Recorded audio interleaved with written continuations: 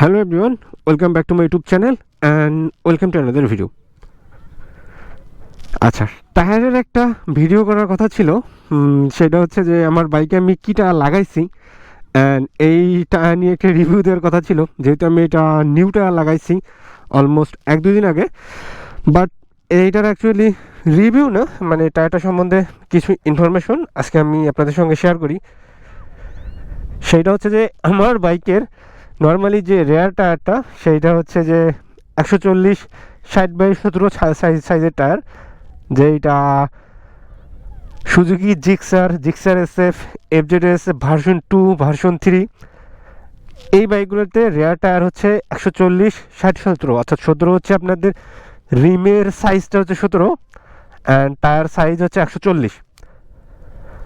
আর আমার বাইকে আগে যে টায়ারটা ছিল সেটা হচ্ছে স্টক টায়ার, আর স্টক টায়ারটা ছিল হচ্ছে সিয়েটের, যেইটা আমার একদমই মানে বলতে পারি আমার খুবই অপছন্দ আর কি। সিয়েটের টায়ার আমার একদমই ভালো লাগে না। বাট আগে এই বাইকটাতে ছিল হচ্ছে MRF টায়ার, বাট আমি যখন কিনি তখন থেকে সিয়েটের টায়ার আর কি। সো সিয়েটের টায়ারটা আমার খুব একটা ভালো লাগেনি, যার কারণে আমি সিয়েটের টায়ারটা চেঞ্জ করে ফেলেছি। অলমোস্ট অনেক দিন আমি বাইকটা রাইড করছি, মানে টায়ারটা একেবারে অবস্থা খারাপ হয়ে গেছিলো। অ্যান্ড দ্যাটস ওয়াই আমি চিন্তা করলাম যে আসলে কোন টায়ারটা লাগানো যায়। আমার মাথায় দুইটা টায়ার অপশন ছিল, একটা হচ্ছে MRF ম্যাসেস্টার, আর ম্যাসেস্টার বাদে আরেকটা টায়ার ছিল, সেইটা হচ্ছে যে MRF এর স্টিল রেডিয়াল। বাট MRF এর স্টিল রেডিয়াল টায়ারটার প্রাইস বাংলাদেশে অলমোস্ট 9 থেকে 11 হাজার টাকার মধ্যে হয় আর কি, এবং পাওয়া যায় না, খুবই রেয়ার।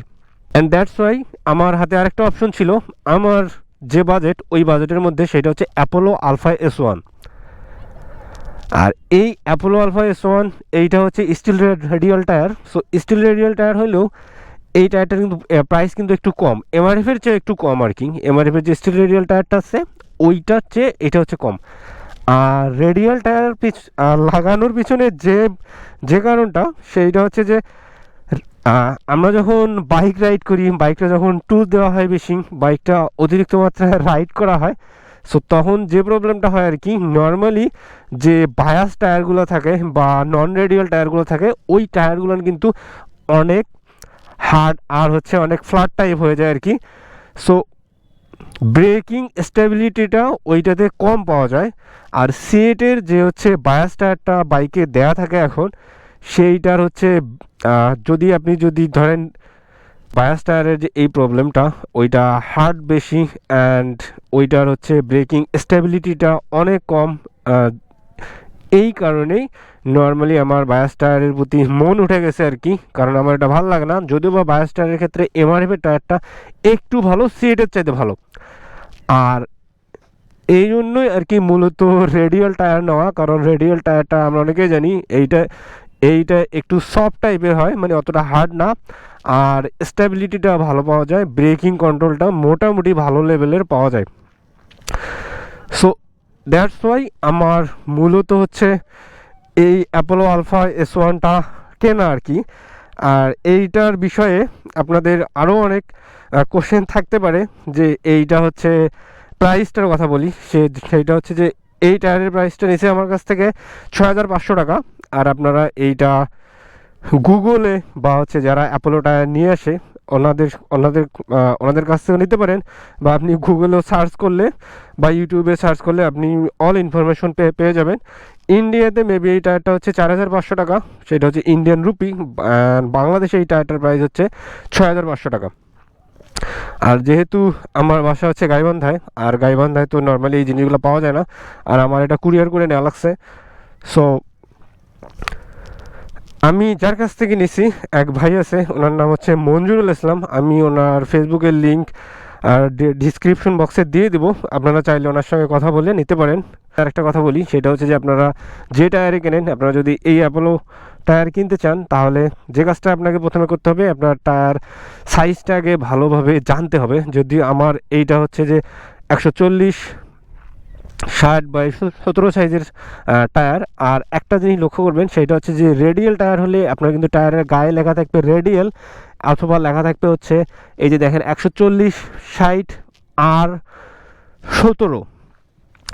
সো এই যে 140 60 17 আর যেখানে দেয়া থাকবে, যদি আর থাকে তাহলে আপনি বুঝবেন যে এটা হচ্ছে রেডিয়াল টায়ার। এইটা হচ্ছে 1 নম্বর কথা।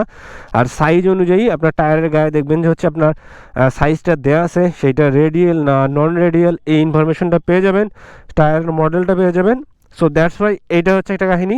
আর এরপরে যে বিষয়টা থাকে সেইটা হচ্ছে যে আপনার হচ্ছে টায়ারের যে এয়ার প্রেশারটা থাকে বা হচ্ছে টায়ার প্রেশারটা থাকে, সেইটাও আপনারা টায়ারের গায়ে পেয়ে যাবেন। নর্মালি আমার এই বাইকের টায়ার প্রেশার হচ্ছে রেয়ার টায়ারে হচ্ছে 33। সো সেই অনুযায়ী আমি টায়ার প্রেশারটা দিয়ে দিছি। আর আমি যখন টায়ারটা ইনস্টল করছি তখন এইটাতে জেল ভরানো হয়েছে, মেবি ওইটা 300 বা 350 টাকা লাগছে। সো এইটা একটা কথা। আর আরেকটা যে বিষয় থাকে সেটা হচ্ছে যে প্রতিটা টায়ারের একটা ব্রেকিং পিরিয়ড থাকে 200 বা 300 কিলোমিটার। এইটা হচ্ছে আপনাকে একটু খুব সফটলি বাইকটা রাইড করতে হবে, মানে হার্ডলি যদি আপনি কর্নারিং করেন বা যদি আপনি টপ স্পিড উঠান বা 120 30 এরকম স্পিড উঠলে তখন টায়ারের একটি লংজিবিলিটিটা কমে যায় আর কি। সো দ্যাটস ওয়াই এটা ট্রাই করবেন যে হচ্ছে এই 200 বা 250 কিলোমিটার একটু ভালোভাবে বাইকটা রাইড করার জন্য, যাতে আপনার টায়ারটা আপনাকে ভালো সার্ভিস দেয় আর কি। সো এই হচ্ছে মূলত আজকের আপডেট এই টায়ার সম্বন্ধে। এইটাই হচ্ছে ইনফরমেশনগুলো আপনাকে দিয়ে দিলাম। সো বাইকের টায়ারটা আমার বাইকে কেমন লাগতেছে, এই টায়ারে আমার বাইকটা কেমন লাগতেছে, এইটা অবশ্যই আপনারা একটু কমেন্ট করে জানাবেন।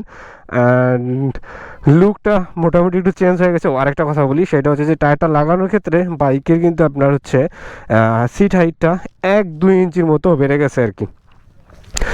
So hopefully you all of are enjoying my videos.